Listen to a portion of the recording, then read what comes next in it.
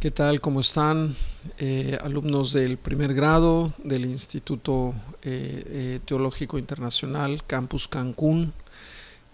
Pues bienvenidos al resumen, a la clase del resumen del Nuevo Testamento. Hoy vamos a ver las cartas de Corintios, y vamos a iniciar con una oración que el Señor nos guíe en este estudio de su palabra. Bien, Padre eterno, te damos gracias porque, Señor, tu Espíritu Santo, dice la palabra, nos ha sido enviado para guiarnos a toda la verdad. Hoy queremos, Padre, que seas tú el que nos hable, que seas tú, Señor, el que edifique nuestras vidas, que seas tú, Señor, el que abra los ojos de nuestro entendimiento y nuestro oído espiritual. Gracias te damos, Padre, porque sabemos que tú estás haciendo una obra poderosa, que seamos edificados en el conocimiento de Jesucristo. Amén, Señor. Bien, pues vámonos a estas maravillosas cartas, ¿verdad? La primera y segunda carta a los Corintios. Y bueno, empezamos con la ciudad de Corinto. Es la capital de la provincia de Acaya, habían aproximadamente unos 500,000 habitantes.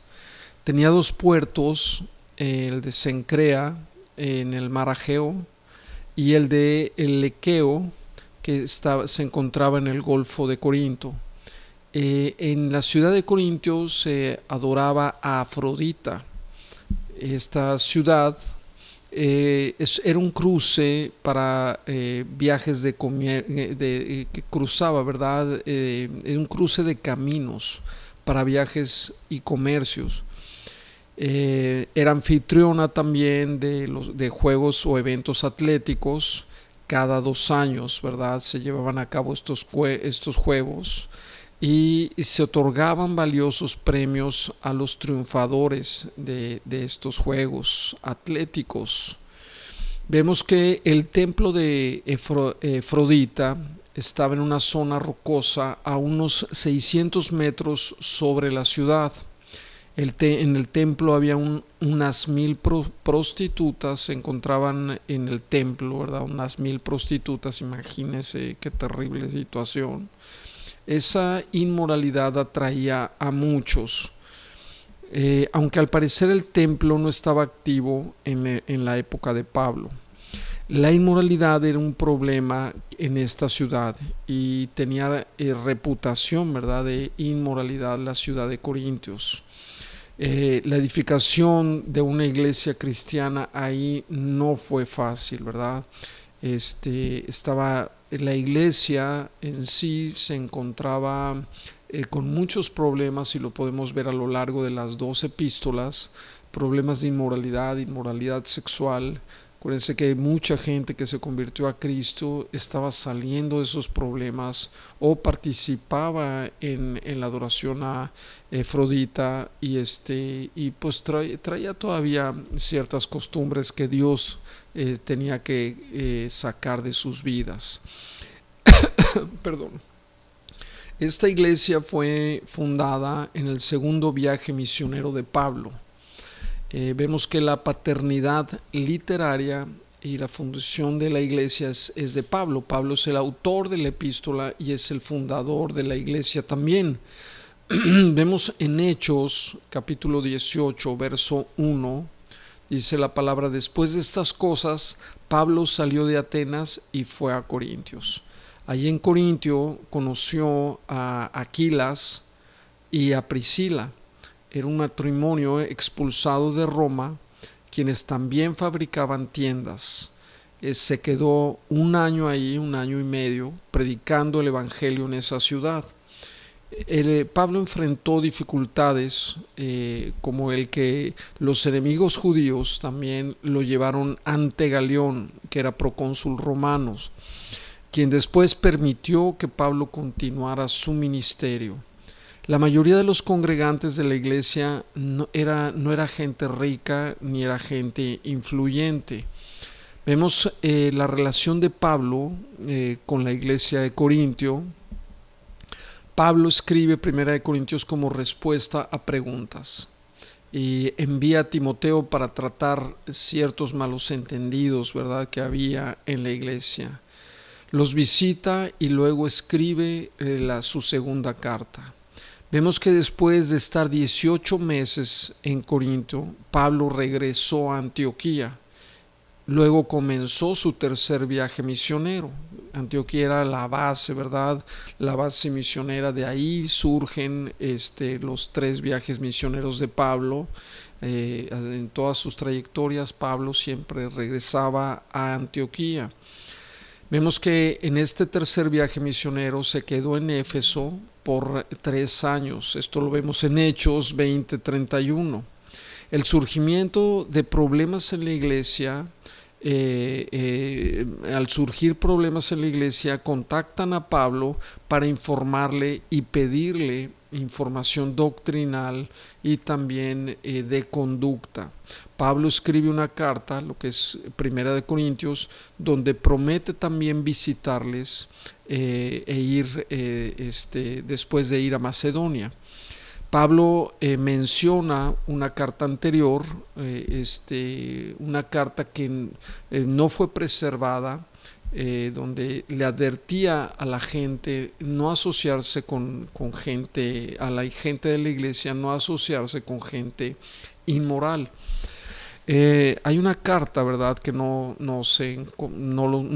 iglesia no la tiene en posesión, una carta que menciona Pablo, podría haber sido la tercera carta a los Corintios, pero no se sabe qué sucedió con esa carta, simplemente no está, tal vez fue destruida, pero Pablo menciona el no asociarse con gente inmoral. Esto ya lo había mencionado en esa carta que se extravió. Primera de Corintios capítulo 5 del 9 al 11 dice: os he escrito por carta que no os juntéis con los fornicarios, no absolutamente con los fornicarios de este mundo, o con los avaros, o con los ladrones, o con los idólatras, pues en tal caso os sería necesario salir del mundo. Más bien os escribí que no os juntéis con ninguno que, llamándose hermano, fuere fornicario, o avaro, o idólatra, o maldiciente, o borracho, o ladrón, con el tal ni aun comáis.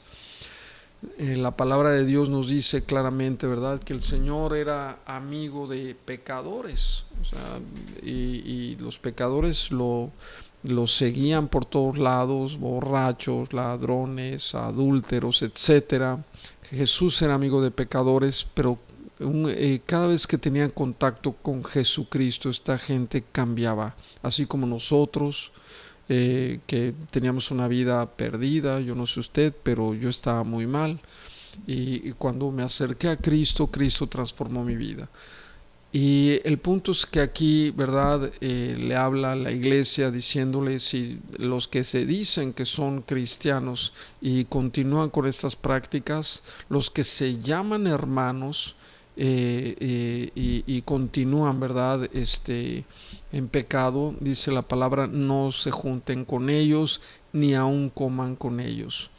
La iglesia tenemos que ser muy claros como pastores. Dios llama a la iglesia a vivir una vida de santidad, apartarnos, ¿verdad? En sí la palabra iglesia quiere decir sacados fuera. O sea, Dios nos saca, ¿verdad?, del sistema de este mundo, nos da una nueva naturaleza con la cual podemos vivir de acuerdo a la voluntad de Dios, vivir en el Espíritu, vivir una vida que le agrada al Señor. Es por eso que no podemos perseverar en el pecado. Y esto es algo que estaba ocurriendo en la iglesia de Corintios, una iglesia donde, pues bueno, estaba llena de todo lo que se menciona aquí. Vemos que Pablo envía a Timoteo, lo vemos en 1 Corintios 4:17, dice: por esto mismo he enviado a Timoteo, que es mi hijo amado y fiel en el Señor. O sea, Timoteo era un hijo espiritual de Pablo, no quiere decir que era su hijo, que él lo haya engendrado en la carne, sino que era su hijo en Cristo, ¿verdad? El cual os recordará mi proceder en Cristo. Timoteo va con la encomienda de recordarle el proceder, cómo Pablo caminaba en Cristo. Acuérdense que la escritura, por ejemplo en Romanos, del capítulo 1 al capítulo 11, nos habla de, Pablo le está hablando a los romanos de doctrina, enseñanza, y en el capítulo 12 al 16 le está hablando de la vida práctica. En el libro a los Efesios, Pablo igual en el capítulo 1 al 3 está hablando de doctrina. Y en el capítulo 4 al 6 le habla a la iglesia de la vida práctica. La palabra clave en los 3 últimos capítulos de Efesios es andad. Esta palabra es la palabra griega paripateo, que quiere decir cómo procedemos, cómo caminamos. Y la Biblia nos manda a andar en el Espíritu, paripateo en el Espíritu, caminen en el Espíritu, anden en el Espíritu, anden en amor, anden en pureza, anden en santidad, anden en unidad. Este es el andar, este es el proceder que debemos de tener en Cristo. Acuérdense estas palabras en 1 Corintios 4, 17, dice, el cual os recordará mi proceder en Cristo. Estamos en Cristo, hemos sido injertados en Él estamos, en Él nos movemos. Ya como iglesia de Cristo, en Romano lo dice muy claramente, hemos sido injertados en el olivo verdadero. Ya estamos ya no estamos en Adán, estamos en Cristo. Y por lo tanto, al estar en Cristo, la naturaleza de Cristo se tiene que manifestar en nosotros. Y esto es algo que no estaba sucediendo en la iglesia de Corintios. Y Pablo les dice a través de Timoteo, Él os recordará mi proceder, cómo yo camino en Cristo y la manera que enseño en todas partes y en todas las iglesias. Es importante entender entonces que la doctrina es sumamente importante en una iglesia, que crezcamos en el conocimiento de Dios si nuestro caminar y nuestro proceder va a ser el correcto, ¿verdad? Esto nos va a llevar a caminar de acuerdo a la voluntad de Dios. En la medida que crezcamos en el conocimiento de Dios. Si tú corriges a tu hijo, ¿verdad? Y corriges su proceder, pero no corriges su manera de pensar, él va a seguir haciendo lo mismo. Es por eso tan importante el discipulado, porque en el discipulado ocurre lo que dice Romanos 12:2, transformaos por medio de la renovación de vuestro entendimiento. Hay gente que quiere cambiar y utiliza formas externas, ¿verdad? Pues cambiar físicamente, cambiar su manera de ser, pero no lo logra porque no está comenzando donde Dios quiere, que es nuestra mente. Transformaos por medio de la renovación de vuestro entendimiento, y esto no ocurre si no te conviertes en un verdadero discípulo de Jesucristo. En fin, vamos a introducirnos, ¿verdad? Levemente, es un resumen, recuerden que es un resumen nada más, no podemos adentrarnos a fondo, pero vamos a ver rápidamente que Corintios era una iglesia que se le caracteriza por ser una iglesia carnal, ¿verdad? Una iglesia, Pablo les llega a decir, ustedes son niños en Cristo. Pablo lo reprende así. ¿Por qué? Porque solamente pueden tomar leche, pueden ingerir leche espiritual, las doctrinas básicas. No pueden tomar alimento sólido porque no sois capaces todavía. Los reprende duro, ¿verdad? Y esto nos habla de su condición espiritual, ¿no? Yo no puedo mantenerme comiendo o bebiendo leche espiritual toda mi vida cristiana, porque eso va a repercutir en mi manera de proceder. Por eso muchos cristianos están cayendo ahorita, porque no están soportando las tormentas. ¿Por qué? Porque no tienen fundamento sólido, no están arraigados, no son como esos árboles, ¿verdad? Plantados junto a corrientes de aguas, que da su fruto en su tiempo. Ahí está la vida espiritual, y su hoja no cae y todo lo que hace prosperará. Yo no puedo, ¿verdad?, pensar que me puedo desarrollar espiritualmente si no estoy arraigado en las escrituras. mi comportamiento, mi vida no va a ser fructífera, no está lleno del Espíritu Santo, no voy a estar llevando frutos si yo no soy una persona que estoy meditando en las Escrituras de día y de noche, si no soy un verdadero discípulo de Cristo, si yo no lo sigo de cerca. Por eso Jesús dijo, permaneced en mí y yo en vosotros. El que permanece en mí y yo en él, este lleva mucho fruto, ¿verdad? Mucho fruto. Este es lo que no estaba llevando la iglesia de Corintio, estaban en la carne, ya sabemos cuáles son los frutos de la carne, ¿verdad? En fin, Pablo finalmente regresa a Corintio para tratar los problemas suscitados, pero su visita fue una visita desagradable, la cual se describe en su segunda carta. En 2 Corintios 2, 1 dice, esto pues determiné para conmigo no ir otra vez a vosotros con tristeza. No fue su primer visita una visita agradable, fue triste, ¿verdad?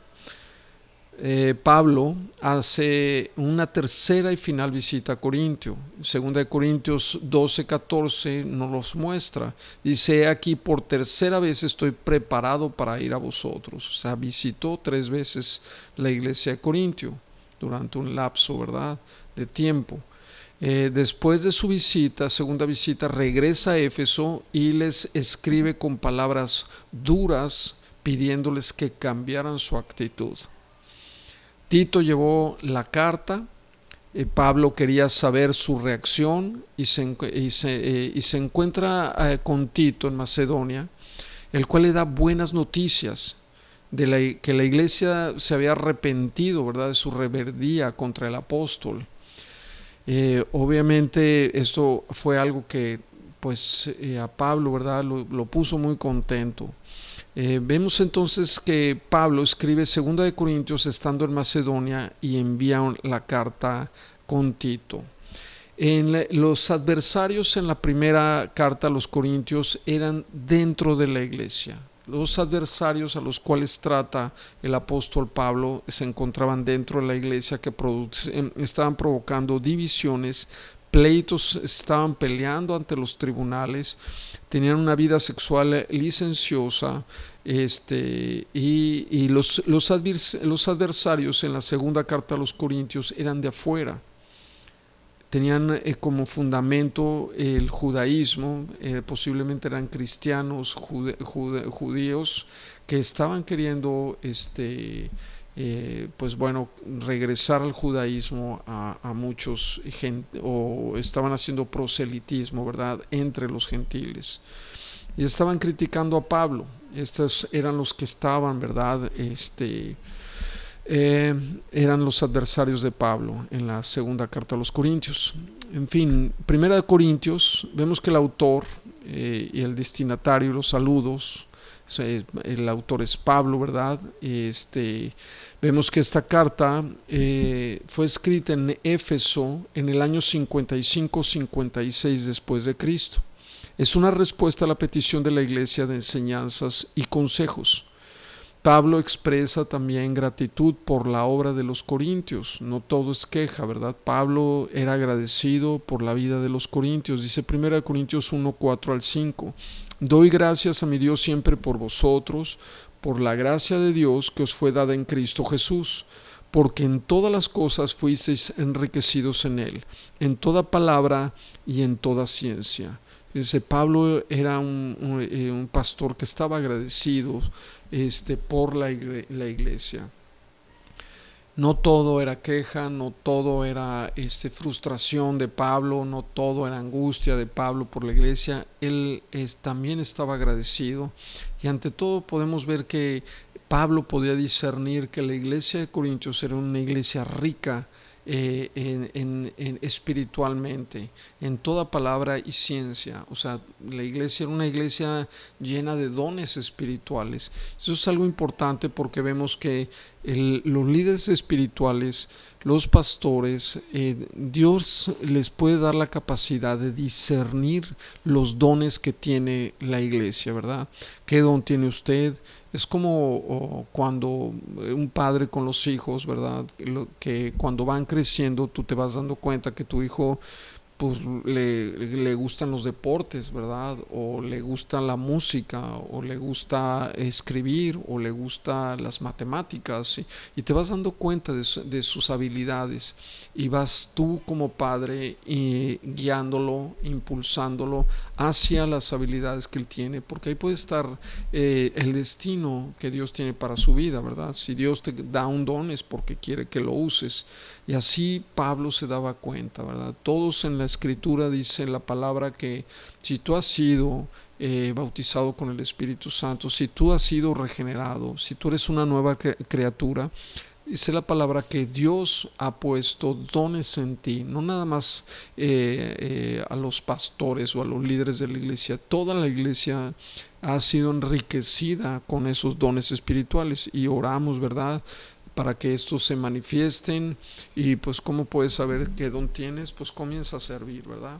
Comienza tal vez como edecán, comienza en seguridad, comienza en las áreas que Dios te llame, y ahí tú vas a ir dándote cuenta cuáles son tus dones. Esto con el tiempo y el desarrollo espiritual. Si una persona crece espiritualmente, estos dones se van a ir manifestando, ¿verdad? Por eso es importante el crecimiento. 1 Corintios 1:10 dice: os ruego pues, hermanos, por el nombre de nuestro Señor Jesucristo, que habléis todos una misma cosa, que no haya entre vosotros divisiones, sino que estéis perfectamente unidos en una misma mente y un mismo parecer. Aquí Pablo, ¿verdad?, tiene que reprender a la iglesia porque había divisiones. Estaban pensando diferente y habían partidos. Dice 1 Corintios 1:12 al 13. Quiero pues que cada uno de vosotros, quiero decir que cada uno de vosotros dice: yo soy de Pablo, yo soy de Apolo, yo soy de Cefas, yo soy de Cristo. ¿Está acaso Cristo dividido? Pablo es muy claro, ¿verdad? Había divisiones, ¿verdad? Habían partidos, ¿verdad? Yo le voy al América, yo al Cruz Azul y yo al Guadalajara. Y Pablo llega a decir: espérense tantito, ¿verdad? Todos somos cristianos, todos estamos en Cristo Jesús. Cristo no está dividido. Y eso es algo que tenemos que entender. Y aunque veamos gente en otras denominaciones, ¿verdad?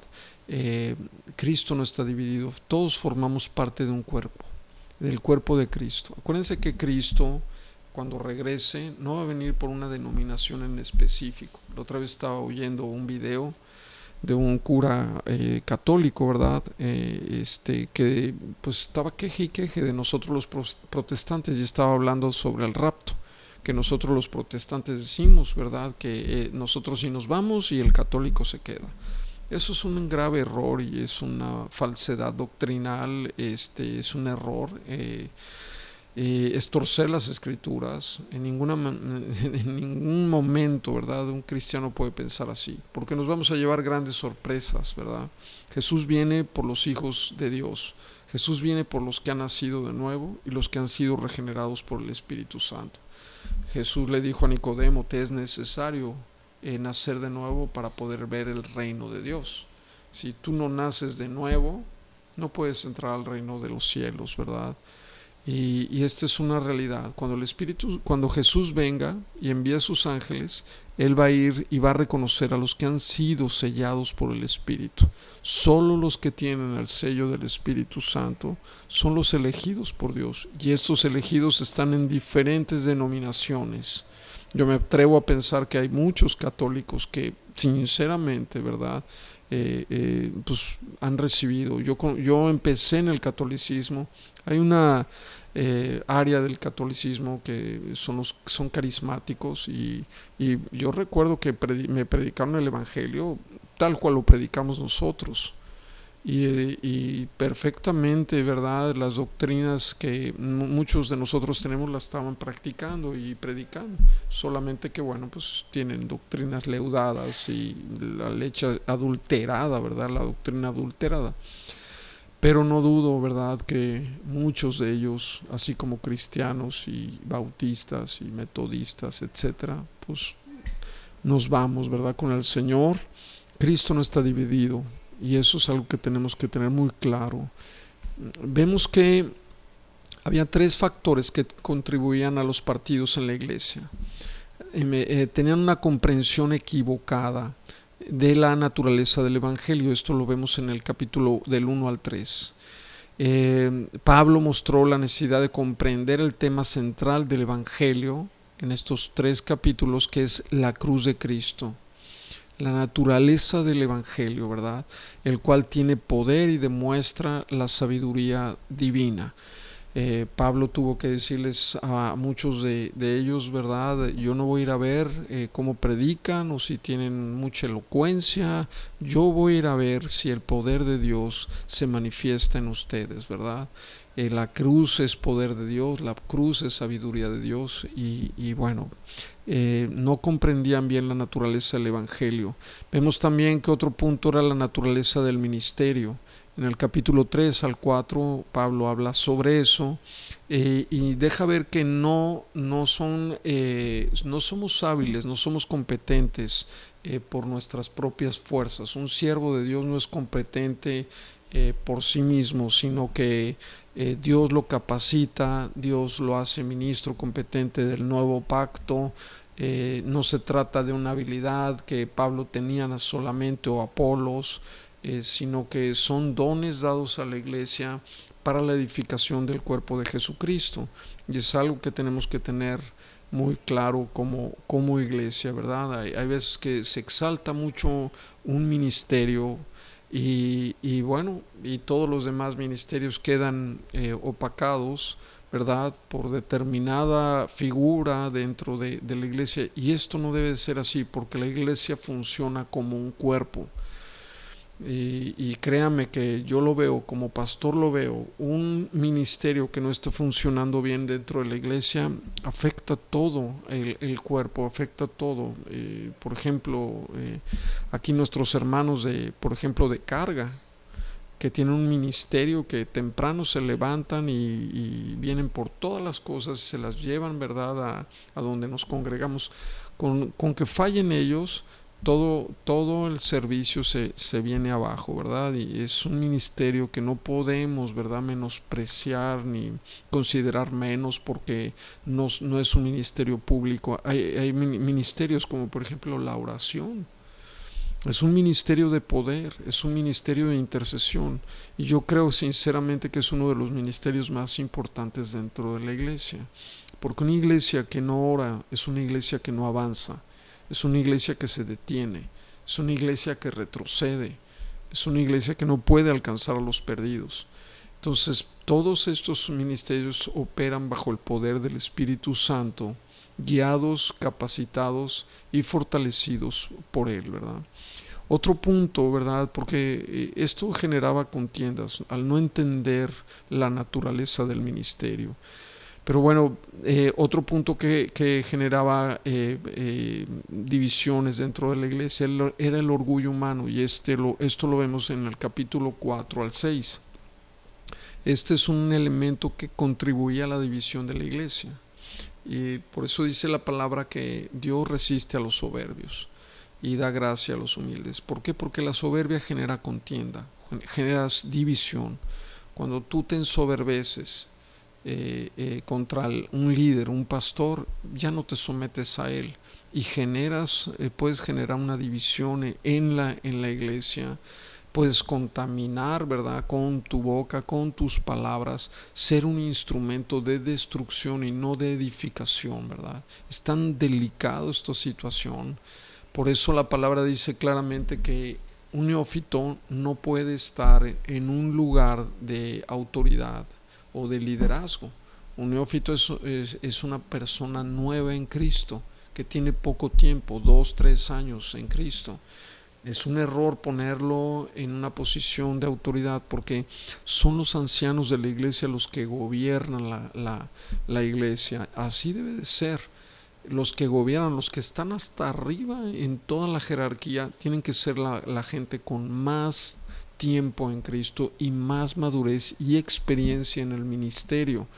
No pueden ser gente nueva por sus capacidades o porque tiene la licenciatura, posgrado y maestría y todos los grados, más grados que un termómetro. Eso no es lo que dice la escritura, ¿verdad?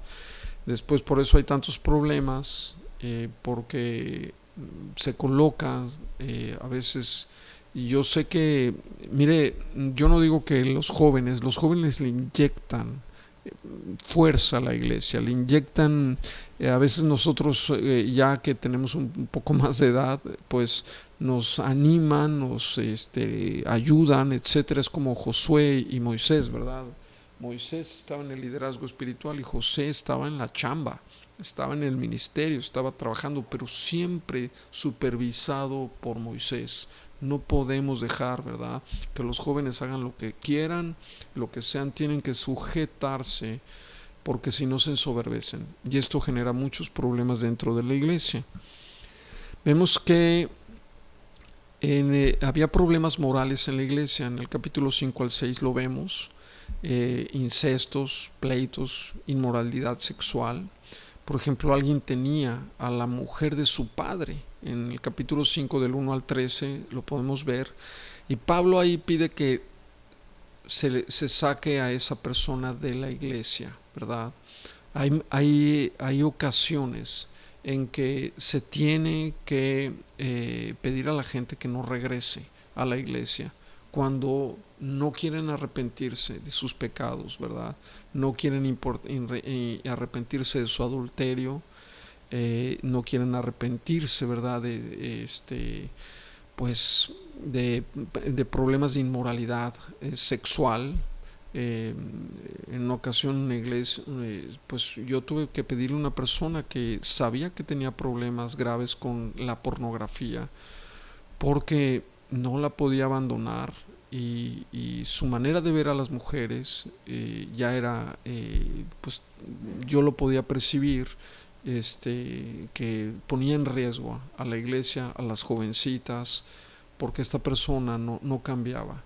Y se le advirtió, se le dijo una, dos, varias veces, hasta que, pues bueno, manifestó una conducta impropia en la iglesia y tuvo que salir, ¿verdad? Porque tenemos que proteger al rebaño. Una persona que sale de la iglesia obviamente es una decisión pastoral que se debe de tomar con mucho cuidado, bajo oración, bajo la dirección del Espíritu Santo. No podemos agarrar y por cualquier cosa correr a alguien. Es parte de la disciplina que ejercen los pastores, pero es una disciplina que viene, ante todo tiene que venir de Dios, ¿verdad? En fin, había problemas, pleitos entre los creyentes, pleitos en tribunales por cuestiones financieras, en lugar de resolverlos entre cristianos. Qué triste es cuando vemos que los problemas se tienen que llegar a los tribunales o a conciliación y arbitraje, ¿verdad? Porque los hermanos traen un pleito que no se puede resolver. Eso no debe de darse en la iglesia, y es algo que Pablo, ¿verdad?, trata. Como no hay nadie que pueda juzgar entre ustedes, ponen a los más que ustedes menosprecian a juzgar a los demás. No saben que nosotros vamos a juzgar a los mismos ángeles. No saben que nosotros vamos a formar parte del gobierno de Dios, ¿verdad? En fin, Pablo trata esas cuestiones. Vemos también que Pablo habla sobre el matrimonio. En el capítulo 7, Pablo, ¿verdad?, admite que el celibato tenía sus ventajas.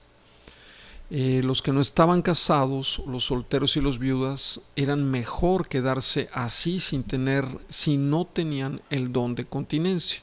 Pablo es muy claro: si no tienes el don de continencia, cásate, porque mejor es casarte que estarte rostizando, ¿verdad?, como dicen los chavos. Y así es, ¿verdad?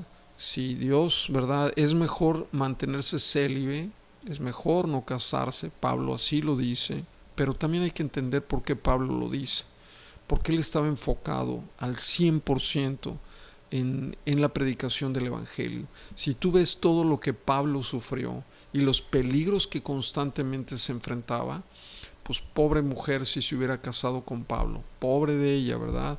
Los sufrimientos que hubiera podido tener. Pablo era incansable, iba de una ciudad a otra, ahora imagínese con hijos, y etcétera. Dios así lo dejó a Pablo.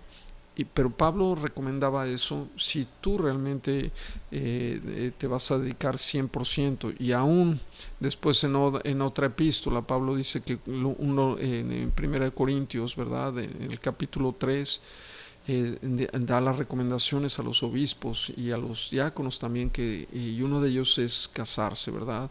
Marido de una sola mujer. O sea que Pablo habla de las ventajas del celibato, pero también recomienda casarse si no tienes el don de continencia. Los casados no se deben divorciar, solo si están casados con un incrédulo y se va. Entonces, si el incrédulo dice no quiero nada contigo, entonces el cristiano libre, ¿verdad? De casarse con quien quiera, con tal de que sea cristiano, ¿verdad? En fin, es un tema aquí, ¿verdad? Se encuentra la base doctrinal pues, sobre el matrimonio, pero también sobre la separación, ¿verdad? Hay matrimonios desgraciadamente cristianos, un alto porcentaje de cristianos se están divorciando, y eso es terrible, ¿verdad? Porque y yo veo la raíz de todo esto, hermanos, escúchenme de verdad bien, porque es algo que es un patrón que veo constante de muchos matrimonios que llegan con problemas, como saben, como pastores llegan a hablar con nosotros y yo veo un común denominador. Cuando un matrimonio está lleno de problemas, yo siempre les hago una pregunta. ¿Te discipulas? ¿Cuántos estudios bíblicos vas a la semana? ¿Tienes un tiempo devocional con tu esposa o con tus hijos o personal? Y normalmente la respuesta es ni me discipulo, ni estudio la palabra, no tengo tiempo, estoy muy ocupado.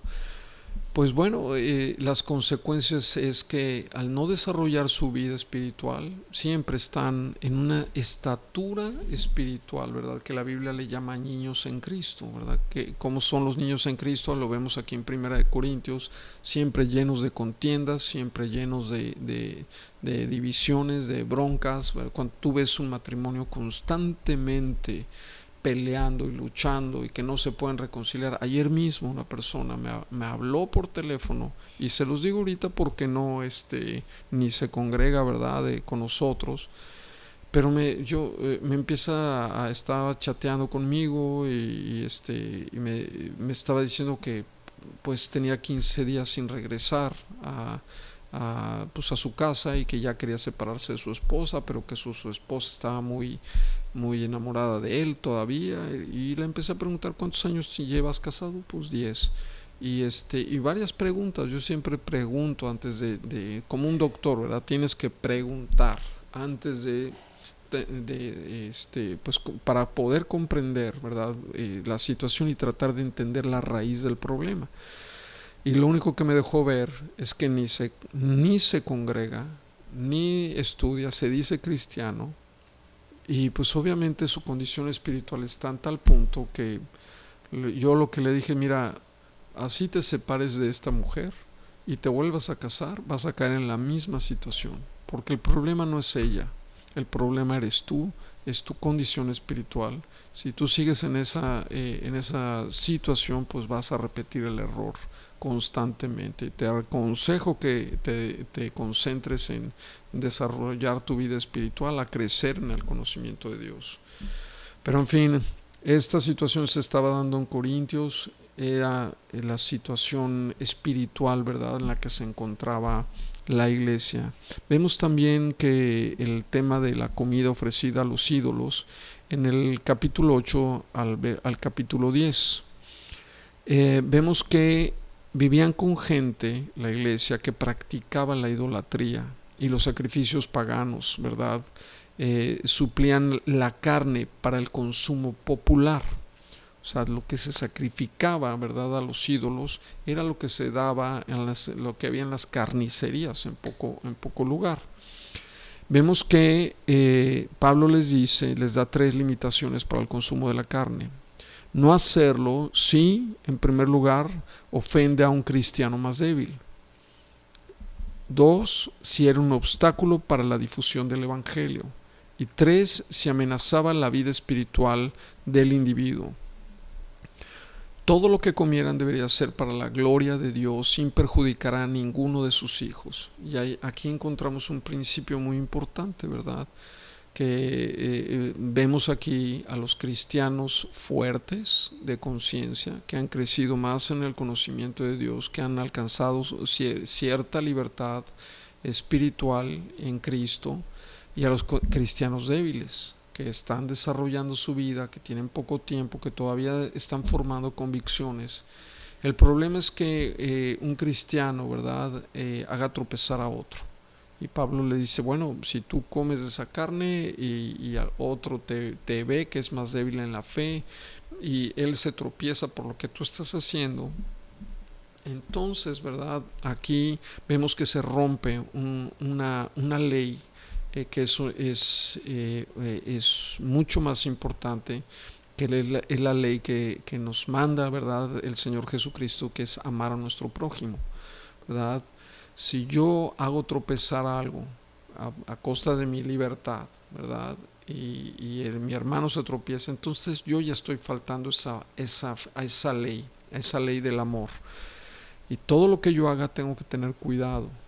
Si yo, verdad, tengo la libertad de, pues estoy en la playa y pues aquí solito, pues yo me puedo echar una cerveza y la disfruto con mi familia, lo que sea. Pero si se acerca un cristiano, ¿verdad?, que es más débil en su conciencia, o es un cristiano que está empezando en Cristo y tú lo haces tropezar, Dios te va a pedir cuentas de eso, ¿verdad?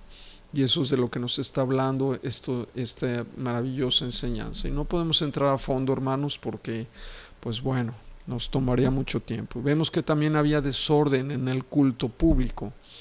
En el capítulo 11 al 14 se ve esto. Las mujeres, ¿verdad? La situación que se daba con las mujeres no se cubrían sus cabezas en la adoración.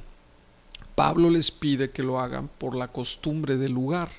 Algunos dicen que mostraban poca sumisión al esposo, pero Pablo quería que las mujeres respetaran a sus maridos por una cuestión cultural.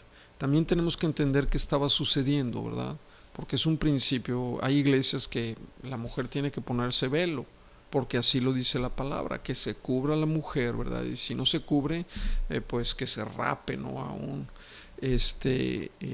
Porque el velo era un símbolo de sumisión a la autoridad. Ahora, tenemos que entender que esto es una cuestión cultural, que no aplica a nuestro tiempo, que no aplica a nuestra época ni a nuestra cultura. Esto es, para poder interpretar, hacer una exégesis correcta de un pasaje, tenemos que aplicar la hermenéutica, ¿verdad?, que es la ciencia de la interpretación bíblica. Y para eso yo tengo que comprender el contexto cultural de ese tiempo. Un punto, ¿verdad?, que Pablo también reprende es porque había desorden en los servicios. Por ejemplo, cuando las mujeres se sentaban en un lado y los varones en otro, y cuando el pastor decía algo, la mujer le decía a su esposo desde un punto al otro, ya ves, te dije, ahí está el pastor, está diciendo que no hay que hacer esto. Y esto se empezaba a dar entre todas las mujeres y los varones. Entonces eso se volvía un desorden tremendo dentro del servicio, y Pablo tiene que decir que la mujer calle. No, esto no quiere decir que aún algunos toman que la mujer no debe de predicar y no debe de enseñar, y vemos que si tomamos bien el contexto cultural, y por qué Pablo da esa indicación, comprendemos que Pablo lo que quería es que hubiera orden en la iglesia, y que la mujer no estuviera gritoneando en medio del servicio, en fin. Claro que también, ¿verdad? Aquí en este instituto mi esposa enseña, también predica en la iglesia, en Vida Nueva, las esposas de los pastores también enseñan, también predican. Dios da dones espirituales a hombres y a mujeres. En Cristo, dice la palabra, ya no hay varón y mujer, sino una sola creación, ¿verdad? O sea que tenemos que entender toda la palabra en todo su contexto para poder aplicarla y tener una sana, ¿verdad? Doctrina. No podemos desequilibrar la doctrina, porque es ahí donde hay problemas en las malas interpretaciones. Bien, vemos el segundo punto es que había desunión en la Santa Cena. La celebraban como una comida de compañerismo, pero los ricos no estaban compartiendo con los pobres. Y les recuerda Pablo, ¿verdad?, que la Santa Cena es para enfocarse en la muerte de Jesús y su regreso. Lo estaban volviendo en un festín donde los ricos llegaban y acaparaban y no dejaban a los pobres, ¿verdad? Y fúchili.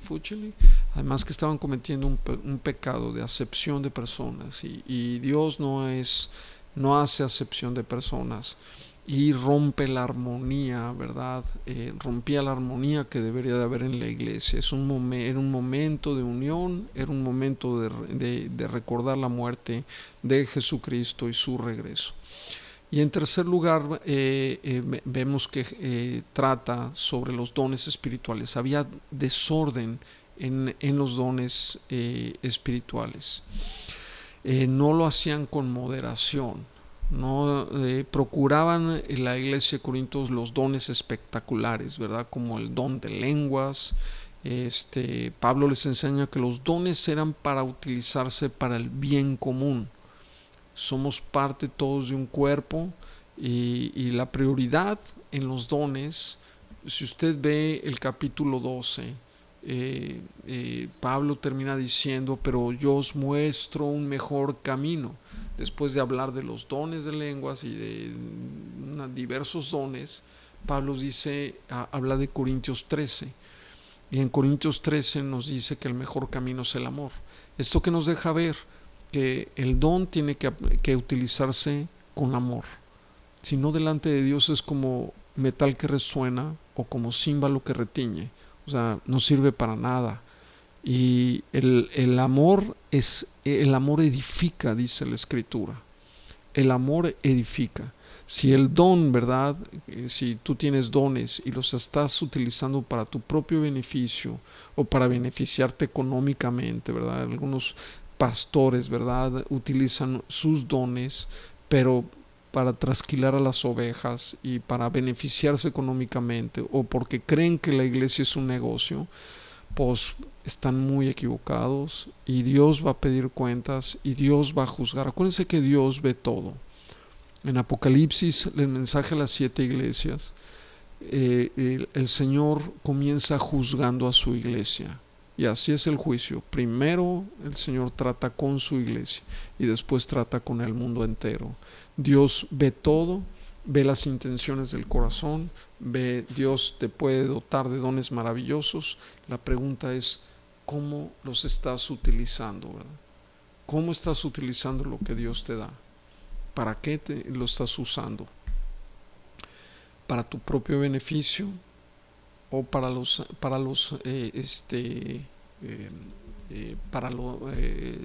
edificar a la iglesia de Jesucristo, ¿verdad?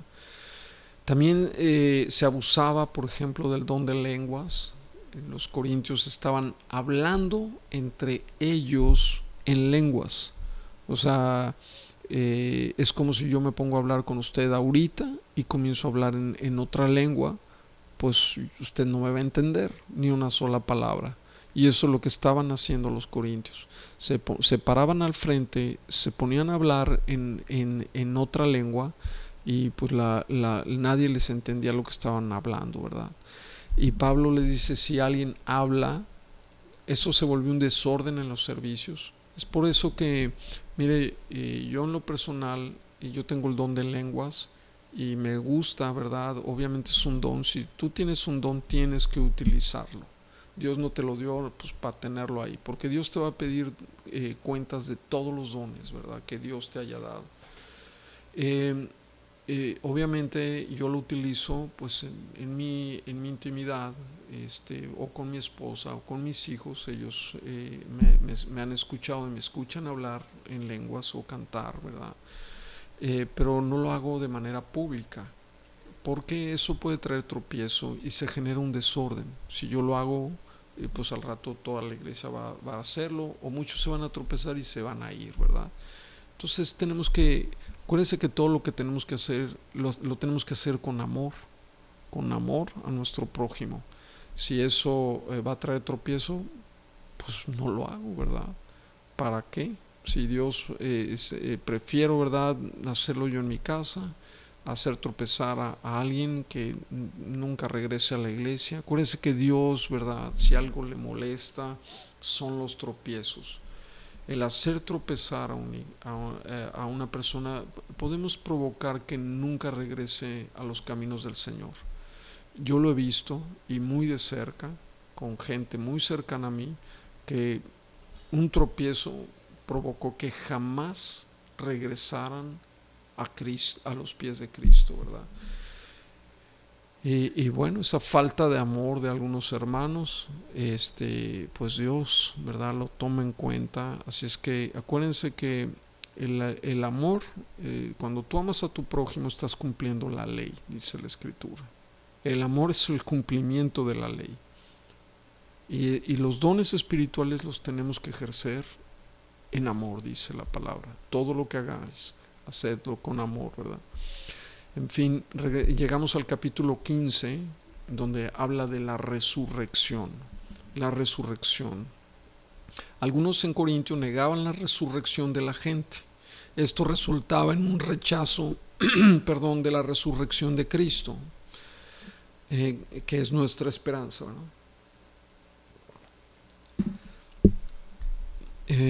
Pablo habló de que Cristo había resucitado y se había aparecido a muchos. La resurrección es el fundamento de la fe cristiana, y es una de las doctrinas más importantes. Si Jesucristo no resucitó, pues dice la palabra, en vano es nuestra fe. Es vana nuestra fe, es vano en vano que nos reunamos aquí nosotros a compartir la palabra de Dios. Es en vano que usted esté en el instituto bíblico. Es en vano que vaya a los servicios o que se discipule entre semana. De nada serviría si Jesucristo no resucitó entre los muertos. La resurrección de Jesucristo es el fundamento de nuestra justificación. Si Jesús murió por nuestros pecados, pero al resucitar Jesucristo fuimos justificados por nuestros pecados, fuimos declarados justos delante de Dios.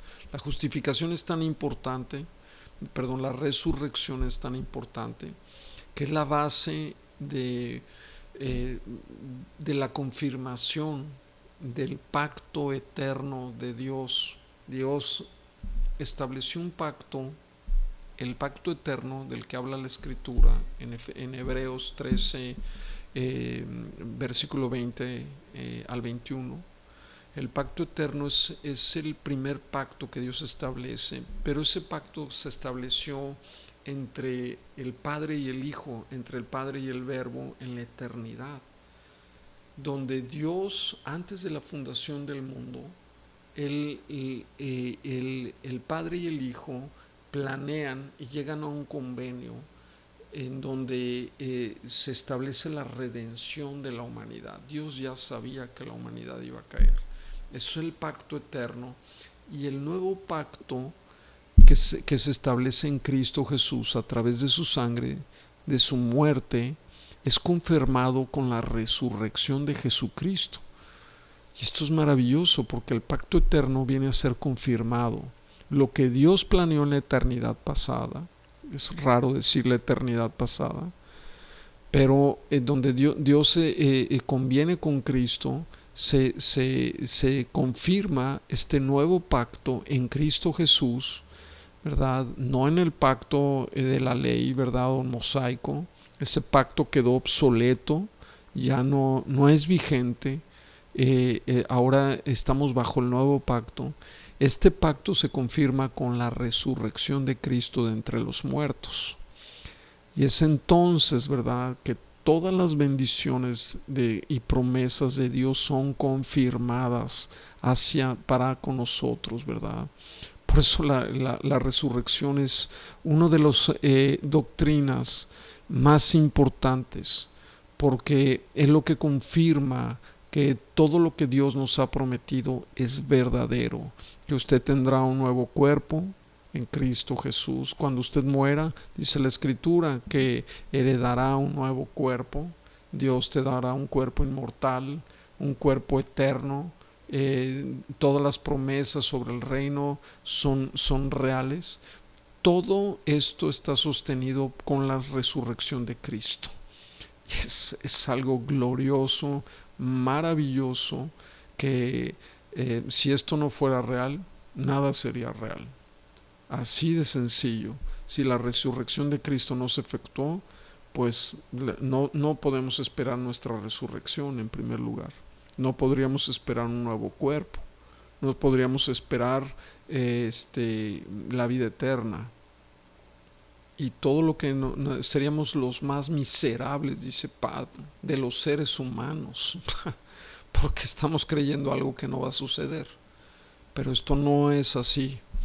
Y este maravilloso, ¿verdad?, capítulo de Corintios es algo que Pablo, ¿verdad?, tiene que defender esa posición doctrinal, porque muchos estaban diciendo que la resurrección no se efectuó. Pero en fin, dice 1 Corintios 15 del 3 al 6, porque primeramente os he enseñado lo que asimismo recibí, que Cristo murió por nuestros pecados, conforme a las Escrituras, y que fue sepultado, y que resucitó al tercer día, conforme a las Escrituras, y que apareció a Cefas, y después a los 12, y después apareció a más de 500 hermanos a la vez, de los cuales muchos viven aún y otros ya duermen. La resurrección de Cristo fue el primer paso para establecer el reino de Dios y la destrucción de la muerte. Es la esperanza de la resurrección la que da valor también, ¿verdad? Nos da valor para enfrentar las dificultades por Cristo. Es lo que nos da valor aún para enfrentar la misma muerte, hermanos. Ahora que tanta gente, ¿verdad? Hoy estaba meditando, pues, ¿qué es lo que está enfermando más a la gente?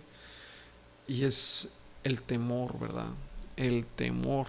Mucha gente hasta se ha muerto solamente por miedo, porque comienza a manifestar los síntomas de esta enfermedad, pero es puro temor lo que tienen, es el peor virus. El cristiano no debe temer, no debemos de temer ni a la muerte misma, porque somos herederos de la promesa, y somos, pues ya todas esas promesas son vigentes, son reales, por la resurrección de Jesucristo de entre los muertos. Y en fin, vemos la conclusión en el capítulo 16, donde Pablo da indicaciones para recoger una ofrenda para los cristianos en Jerusalén. Les dijo que planeaba irles a visitar otra vez, y les da recomendaciones y saludos, ¿verdad? Y con esto concluimos el resumen de la primera carta a los Corintios. Continuamos, ¿verdad?, con la segunda carta a los Corintios, que fue escrita por Pablo en Macedonia en el año 56 o 57 después de Cristo. Pablo aquí se defiende de algunos antiguos adversarios en el capítulo 1 al 7. Vemos que Pablo escribe esta carta después del informe alentador de Tito, de que la iglesia de Corintios se había arrepentido del trato, ¿verdad?, que le había dado a Pablo. Algunos piensan que fue escrita esta carta de 2 de Corintios en varias secciones y luego editadas como un solo documento. Hay diferencias entre los capítulos 1 al 9 y del 10 al 13. Algunos piensan que la primera parte fue escrita, el capítulo 1 al 9 fue escrita a la mayoría de la iglesia y que el capítulo del 10 al 13 fue escrita a una minoría. Otros piensan que hubo una demora en la escritura y porque Pablo recibió más información que le indicaba que todavía habían divisiones en la iglesia. Pablo responde a ataques en su contra y explica los motivos de su ministerio. Vemos que Pablo en Primera de Corintios del capítulo 1 al 2 habla de que no pudo visitar la iglesia de Corintios. También habla de las vidas transformadas y la superioridad del nuevo pacto. El nuevo pacto es superior al antiguo pacto, que lo vemos en el Antiguo Testamento, ¿verdad? El pacto dado a Moisés es superior a el nuevo pacto, a este pacto que ya literalmente es obsoleto, que no es vigente. Hay gente que hace una mezcla del nuevo pacto y del antiguo pacto y lo meten en una licuadora y sacan una doctrina mezclada. La realidad es que ya no vivimos bajo el antiguo pacto y esto es algo que tenemos que entender. Vivimos bajo el nuevo régimen del Espíritu. Ya no vivimos, ¿verdad?, en todo lo que marcaba la ley, haz esto, haz lo otro y así, y agradarás a Dios, ¿verdad? No, la Escritura dice que ya agradas a Dios, por el solo hecho de haber confiado en su Hijo Jesucristo, ¿no? En fin, vemos que la motivación para su ministerio en el capítulo 4 y la esperanza eterna en el capítulo 5. Aunque sus planes era visitar a Corintio después de Macedonia, no lo hizo, pues sería una visita muy pronta después de la visita dolorosa que tuvo Pablo al haber visitado a la iglesia y todos los problemas que surgieron. Pablo dijo que fue una visita triste, ¿verdad? A veces así es con las iglesias, uno cree que todo va a estar bien y no es así, ¿verdad? Sino que está llena de contiendas, de problemas, de divisiones, y eso entristece a cualquier pastor, ¿verdad? El llamado más grande que tenemos, ¿verdad?, como líderes de una iglesia es a mantener la unidad de la iglesia. Cuando esta unidad se rompe, es que comienzan los problemas. Nosotros tenemos que guardar la unidad, la Biblia nos manda a guardar la unidad del Espíritu, la iglesia necesita mantenerse unida.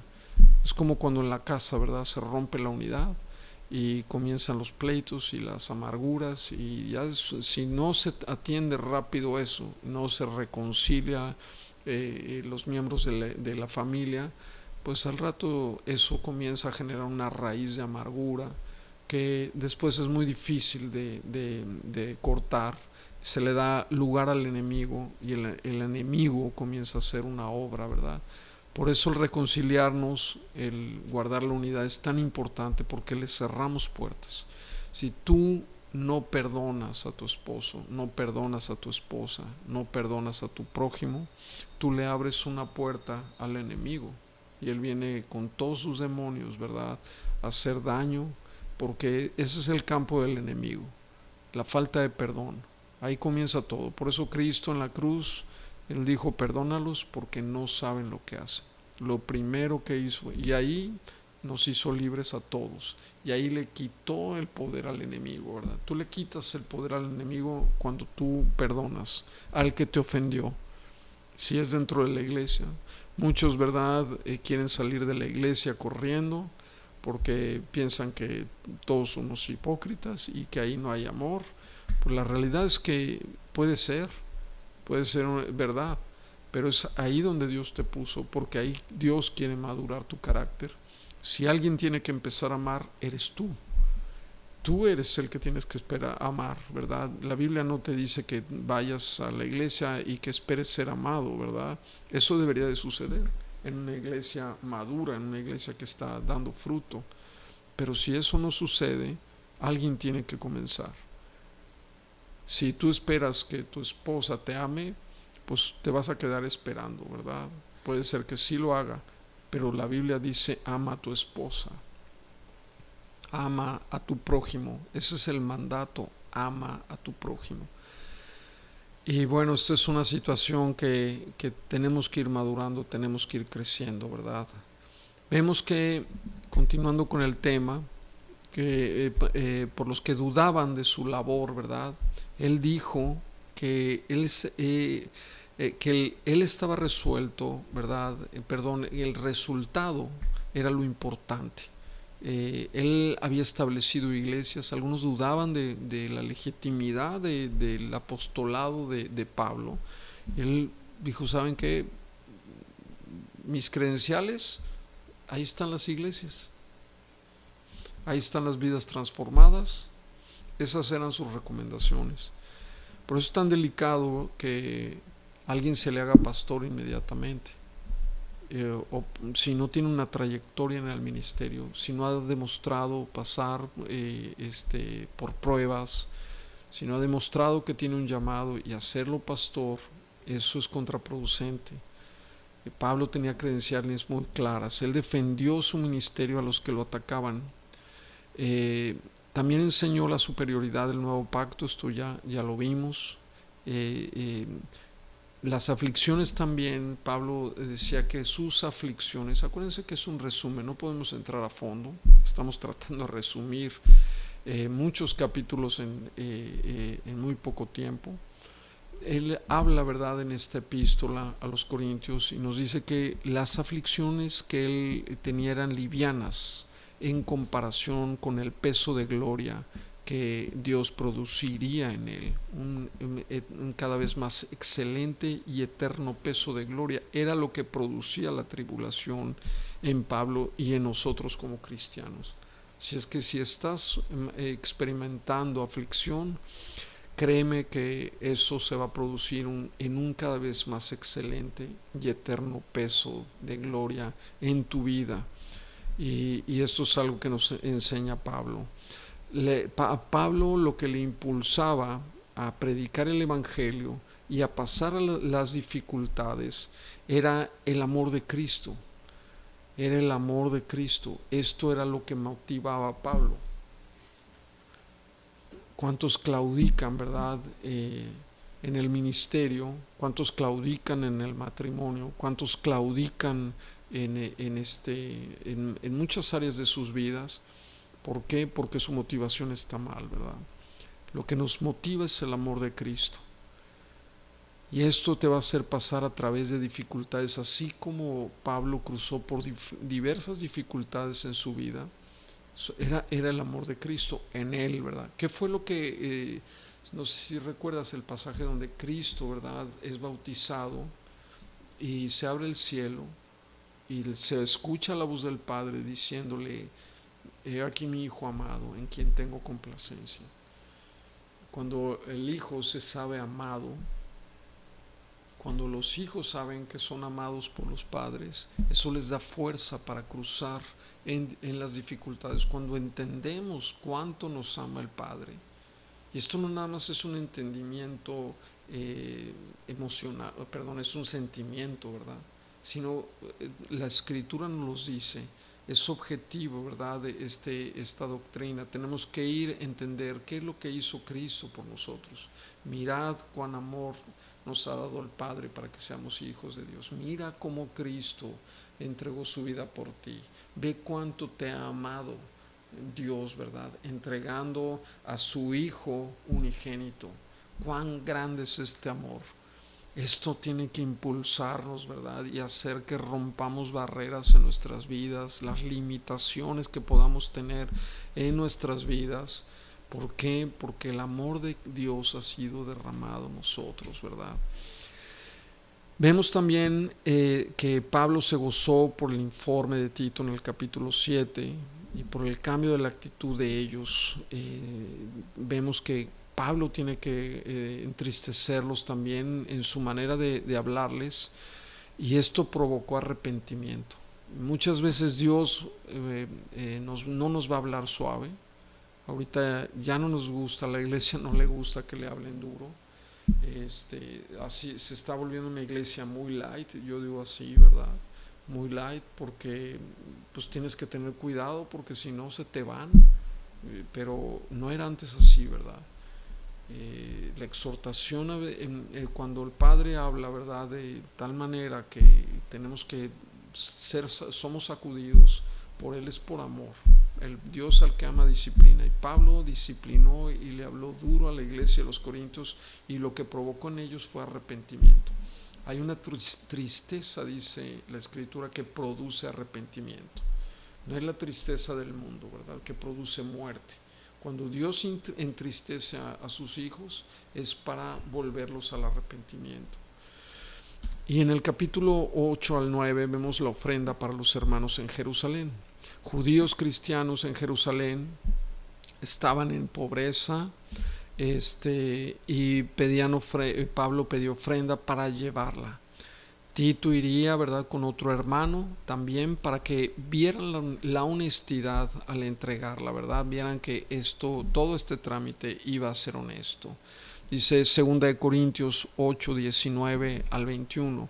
Y no solo esto, sino que también fue designado por las iglesias como compañero de nuestra peregrinación para llevar este donativo que es administrado por nosotros para la gloria del Señor mismo, para demostrar vuestra buena voluntad, evitando que nadie nos censure en cuanto a esta ofrenda abundante que administramos, procurando hacer las cosas honradamente. Qué importante es que los que manejan, ¿verdad?, las ofrendas, lo hagamos honradamente delante del Señor, ¿verdad?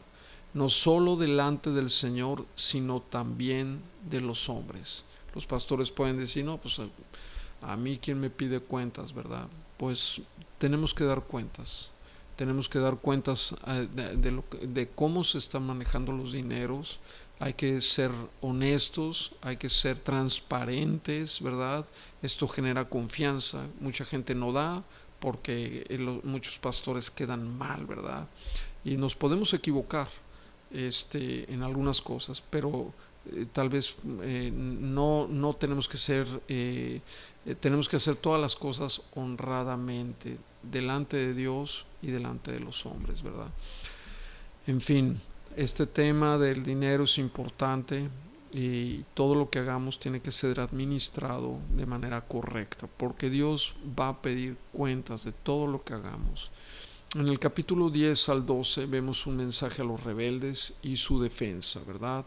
Aquí Pablo se defiende porque él decían que en presencia Pablo era tímido y en carta era severo, que él era diferente. Cuando él escribió esa carta lo hacía duro, pero cuando se presentaba a la iglesia que él era tímido, ¿verdad? Pablo se defiende de ese ataque en su contra. En el capítulo 11 lo atacan también por sus habilidades de oratoria de Pablo. Decían tener ellos, sus enemigos, un conocimiento superior al de Pablo.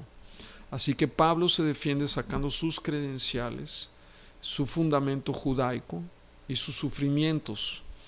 Aquí había trabajado más que cualquiera, dice la palabra. Dice 2 Corintios 11, del 22 al 28. Dice la palabra, ¿son hebreos? Yo también. Dice Pablo, ¿verdad? ¿Son israelitas? Yo también. ¿Son descendientes de Abraham? También yo. O sea, estamos iguales, ¿verdad? ¿Son ministros de Cristo? Como si estuviera loco hablo. Yo más. En trabajos abundantes, en azotes inúmeros, en cárceles más, en peligros de muerte muchas veces. De los judíos 5 veces he recibido 40 azotes menos uno. 5 veces, imagínense, 40 azotes menos uno. No sé si pueda imaginarse eso. 3 veces he sido azotado con varas, una vez apedreado. 3 veces he padecido naufragio. O sea, tenemos registrado un naufragio de Pablo en el libro de Hechos, pero aquí dice que 3 veces Pablo náufrago. Una noche y un día he estado como náufrago en alta mar. O sea, Pablo agarrado no sé, de alguna parte del barco, como náufrago en alta mar, en caminos muchas veces. Aquí no era de viajar en avión, era de ir caminando por los montes, en peligros de gentiles, peligros en la ciudad, peligros en el desierto, peligros en alta mar, peligros entre falsos hermanos, en trabajos y fatiga, en muchos desvelos, en hambre y sed, en muchos ayunos, en frío y en desnudez, y además de otras cosas, lo que sobre mí se agolpa cada día, la preocupación por las iglesias. Estas eran las credenciales de Pablo.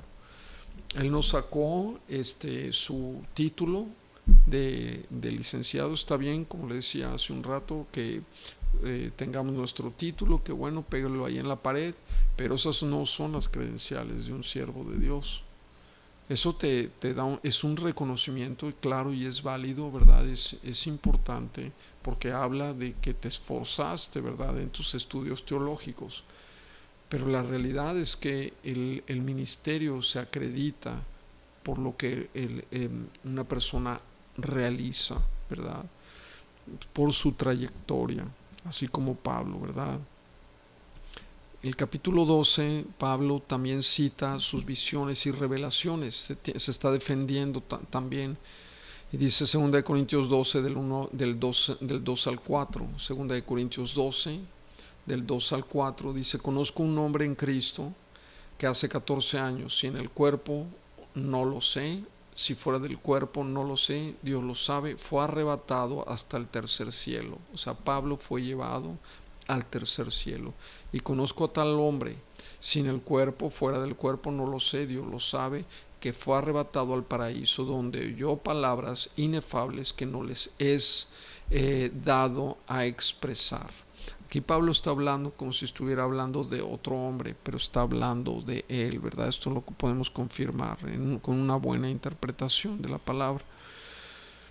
Mencionó que también su ministerio era caracterizado por señales y milagros. Qué terrible que Pablo se tuviera que defender, ¿verdad? Pero así sucede. Esta iglesia no era una iglesia madura. Un pastor, ¿verdad?, cuando tiene que llegar a eso, a defenderse de sus mismas ovejas, es terrible cuando eso comienza a suceder. Los pastores a veces tenemos que ser curtidos en ese aspecto, porque se nos acerca gente, a veces no sabemos con qué intenciones, y a veces comienzan a crecer en el ministerio y te dan la espalda. Se sufre muchas cosas en el ministerio. Pablo nos lo muestra, ¿verdad? A veces entran falsos hermanos, entra gente que te comienza a hacer la política y comienza, ¿verdad?, a amotinar a la gente, y eso estaba sucediendo con Pablo. No es nada nuevo, hermanos, simplemente habla de una condición espiritual. Por eso tenemos que enfocar a la iglesia en constantemente estarse discipulando, creciendo en el ministerio. Si estás en el ministerio, tienes que formar parte de un estudio bíblico. No puedes solamente estar ministrando y de hacer a un lado el crecimiento espiritual, porque tarde o temprano el enemigo se va a aprovechar de esa condición y hasta te puede usar para generar un problema en la iglesia. En el capítulo 13 vemos que enseguida de su visita dice Pablo que él no sería indulgente con sus adversarios. Ahora sí les dice, pues ahora sí me van a conocer, ¿verdad? Quieren una prueba de mi autoridad. Acuérdense que muchas veces los pastores, su pastor, ¿verdad?, puede ser una persona muy mansa, pero puede llegar un punto en el que acuérdense que Dios ha dado autoridad. Si Dios le da una vara al pastor, esa vara implica autoridad espiritual que también puedes utilizar contra los rebeldes, contra los que se levantan en contra del conocimiento de Cristo, contra los que se están oponiendo, ¿verdad? Contra los que no se quieren sujetar o los que comienzan a murmurar. Todo esto sucedía en Corintios y Pablo tuvo que utilizar, ¿verdad? Presentó sus credenciales de apóstol, pero dijo, para la otra que vaya, van a conocer la autoridad, van a conocer que Cristo está en mí y que pues no iba a ser indulgente con sus adversarios, ¿verdad? En fin, Pablo termina pidiéndoles que practiquen la unidad. Y esto es una prioridad en la iglesia, hermanos. Como se los mencioné hace un momento, la unidad en la iglesia tiene que ser una prioridad en nuestras vidas. En la unidad en su familia, la unidad como hijos de Dios. Mirad cuán bueno y cuán delicioso es habitar los hermanos juntos en armonía, ¿verdad? Es ahí donde se manifiesta el poder de Dios, el Espíritu Santo desciende, ¿verdad? Sobre la cabeza, sobre la barba, hasta las vestiduras. El Espíritu Santo derrama bendiciones cuando la iglesia está en unidad. Por eso hay tanta oposición a veces. Por eso el enemigo ataca tanto, porque si una iglesia practica la unidad y se reconcilian y se perdonan y van madurando sus problemas, es una iglesia que está, que Dios va a usar, para el evangelismo. Es una iglesia que va a crecer, no nada más espiritualmente, sino también en número. Va a crecer y va a alcanzar los propósitos de Dios. Porque está obedeciendo al Señor, ¿verdad? Y bien, hermanos, pues con esto vamos a concluir nuestro estudio de hoy, y vamos a orar para despedirnos. Padre, te damos gracias por estas dos maravillosas epístolas. Te pedimos, Señor, que seas tú, Padre, el que nos llene del conocimiento de tu Hijo Jesucristo. Que estas verdades que se encuentran, pues hoy pudimos verlas brevemente. Tú sabes que solo es un resumen, pero tu palabra nos manda a hacer pozos en las Escrituras. Ahora que tenemos un contexto general, Señor, ayúdanos ahora a profundizar en el conocimiento de tu Hijo amado Jesucristo. Cada versículo es una joya, cada palabra es una perla preciosa, Señor. Que atesoremos el conocimiento de Jesucristo, las riquezas inescrutables, Señor, que tú nos has dado ya en Cristo Jesús, que las podamos anhelar con todo nuestro corazón, porque ese es nuestro verdadero tesoro. Todo lo que alcancemos de Cristo en esta vida tendrá repercusión en la eternidad. Llévanos, Señor, a la estatura de Jesucristo, en el nombre de Jesús. Amén.